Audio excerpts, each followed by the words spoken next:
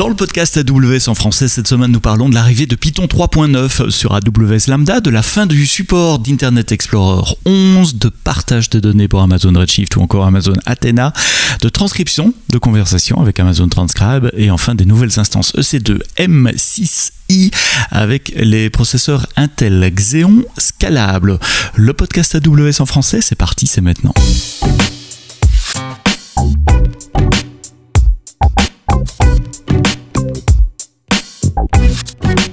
Bonjour, bienvenue dans le podcast AWS en français. Merci de nous écouter dans vos applications de podcast. N'oubliez pas de vous inscrire d'ailleurs, de vous abonner, comme ça vous téléchargez les nouveaux épisodes toutes les semaines.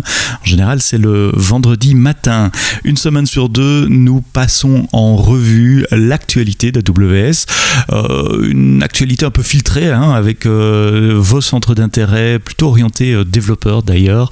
Et puis les nouveautés, les nouveaux services ou les nouvelles fonctionnalités que vous pouvez utiliser pour construire vos systèmes. Et la première cette semaine, celle qui a attiré mon attention en tout cas, c'est le support de la dernière version de Python, version 3.9 pour les runtime d'AWS Lambda.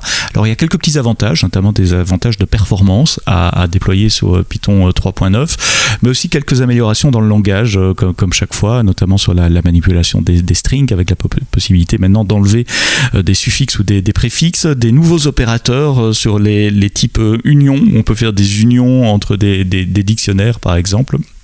Ce qui permet d'éviter du code de plomberie, comme je dis toujours, du code que vous deviez écrire avant. Dans la même idée, support de la base de données des time zones IANA qui est mise à jour périodiquement en fonction des décisions politiques des différentes time zones. Donc si vous avez du code qui calcule les différentes time zones, a priori vous serez à jour et ça va vous éviter pas mal de lignes de code également.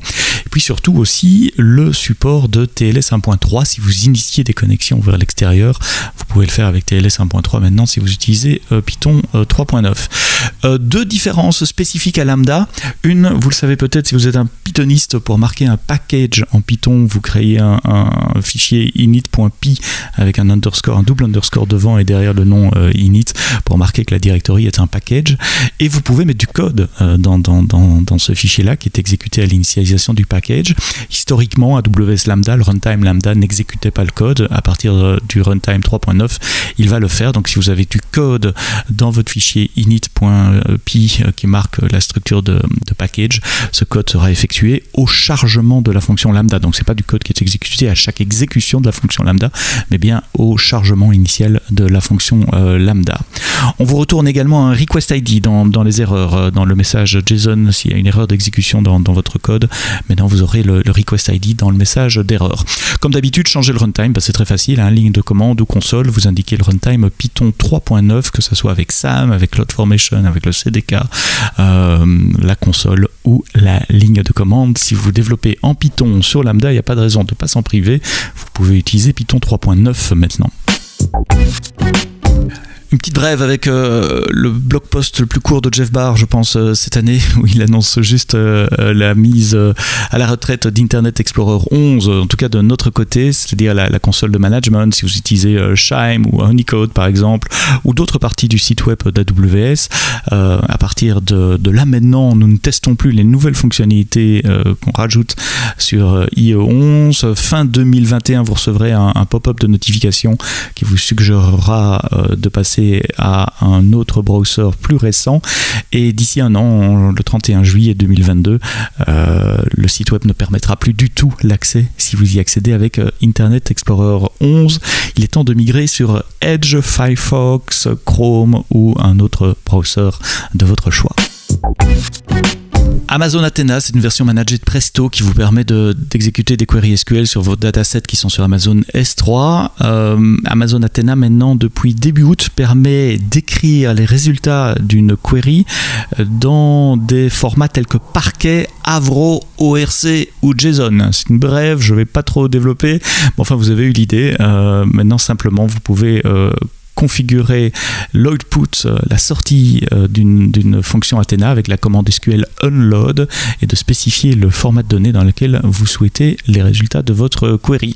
Dans le même ordre d'idée, le partage, mais cette fois-ci ça nécessite peut-être un poil plus d'explications, nous avons lancé à partir du 13 août la possibilité de partager les données pour les clusters Amazon Redshift entre comptes AWS. Souvent, si vous aviez plusieurs comptes AWS pour, par exemple, ingérer des données dans une base de données Redshift et puis un autre compte pour consommer ces données, eh bien, ça vous obligeait à faire des jobs d'ETL, d'extract, transform et load pour déplacer ces données d'un compte à l'autre. Ce n'est plus le cas, puisque maintenant, dans la console AWS ou toujours via l'API ou la ligne de commande, si vous êtes le owner, le propriétaire d'une base de données, vous pouvez décider de partager cette base de données avec un autre compte AWS. Il y a un nouvel onglet pour ce faire qui est apparu dans la console qui s'appelle DataShare, où vous spécifiez quelle base de données, quel schéma dans cette base de données vous souhaitez partager avec quel autre compte AWS.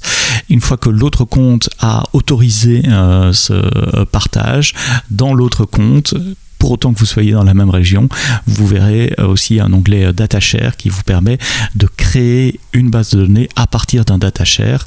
Et donc vous aurez une base de données qui ressemble à une base de données locale, sauf que en fait elle vit dans le compte source, le compte initial. Donc il n'y a pas de copie, il n'y a pas de réplication de données.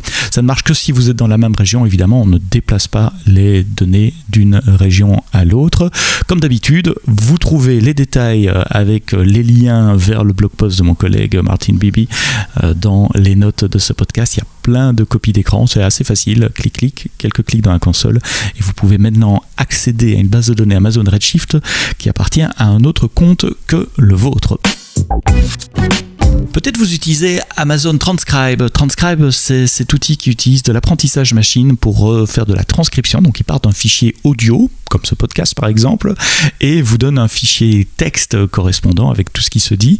Nous lançons une version spécifique d'Amazon Transcribe qui s'appelle Transcribe Call Analytics avec un modèle d'AIML qui a été entraîné spécifiquement pour faire de la reconnaissance de conversation.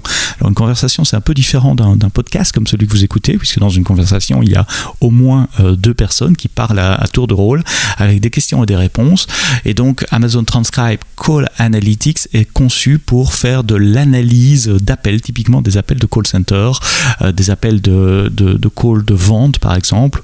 Si vous voulez analyser les résultats des appels de vente de votre équipe de vente ou de vos agents de support client, typiquement vous devez faire ces analyses sur du texte, pas sur de l'audio. Donc la première étape de transformation des données est une étape de transcription. Avec Transcribe Call Analytics, vous avez maintenant accès à un modèle de données qui vous permet d'identifier ce qu'on appelle les turn-by-turn call conversation. Donc c'est ces conversations à plusieurs avec questions-réponses, questions-réponses. Il le fait dans 21 langues différentes. Il est capable de détecter le moment dans le call où le client parle d'un problème, par exemple. Il est capable de détecter les moments de silence, les interruptions, et également faire de l'analyse de sentiments, soit sur les phrases dites par le client, soit les phrases dites par le call center agent, l'agent qui répond au call. C'est un article de blog de Julien Simon qui vous présente cela, comme d'habitude avec une démo, avec force de copie d'écran. Et il y a également une librairie que nous avons partagée sur GitHub qui vous permet d'analyser les données produites par Amazon Transcribe Call Analytics qui sont en JSON, qui sont conçus pour être analysés par de la machine, mais il y a une librairie sur GitHub qui vous permet de visualiser tout ça de façon assez visuelle, assez représentative de façon visuelle. Si vous utilisez Amazon Connect, la solution Call Center dans le cloud d'Amazon, vous n'avez pas nécessairement besoin de Transcribe Call Analytics puisque c'est déjà dedans dans une fonction qui s'appelle Amazon Connect Contact Lens. Donc ici on parle bien d'un usage en dehors d'Amazon Connect. Vous avez des fichiers WAV, vous avez des fichiers audio de conversation téléphonique typiquement entre vos clients et votre force de travail, vos employés. Vous pouvez maintenant les analyser avec Amazon Transcribe Call Analytics. Et enfin, pour terminer ce podcast du 20 août, un peu bref, hein, parce que l'actualité est un peu au ralenti au mois d'août, même chez AWS, on a le plaisir de vous annoncer une nouvelle instance d'Amazon EC2, les M6i, qui utilisent les derniers processeurs Intel Xeon scalables, avec des instances qui vont jusqu'à 32x large, avec 128 vCPU, 512 GB de mémoire. Attention, ça coûte assez cher, hein, c'est $7 par heure. Mais si vous commencez avec les plus petites, les M6i larges, c'est à partir de 0,11 de tête dollars par heure. L'avantage, c'est l'amélioration du ratio prix-performance, à peu près 15% en mieux par rapport aux instances M5, donc la génération d'avant chez Intel. 20% en plus de bande passante pour accéder à la mémoire, 40 gigabits par seconde pour accéder à vos volumes Amazon EBS et 50 gigabits par seconde pour le networking. Attention, si vous faites ça, vous devez évidemment installer les nouveaux drivers réseau, les ENA, les Elastic Network Adapter. Donc cette famille se décline entre large et 32 extra large, entre 2 vCPU et 8 Go de mémoire, jusqu'à 128 vCPU et 512 Go de mémoire. Elles sont également certifiés pour SAP. Donc si vous voulez déployer vos workloads critiques SAP sur ces instances, c'est possible. Notez qu'on a rajouté le petit i après, puisque il y a quelques mois, nous avions lancé les instances à base de processeurs ARM Graviton 2, qui sont les M6G. Il y a les M6A avec les processeurs AMD, et maintenant les M6i pour dénoter les instances Intel.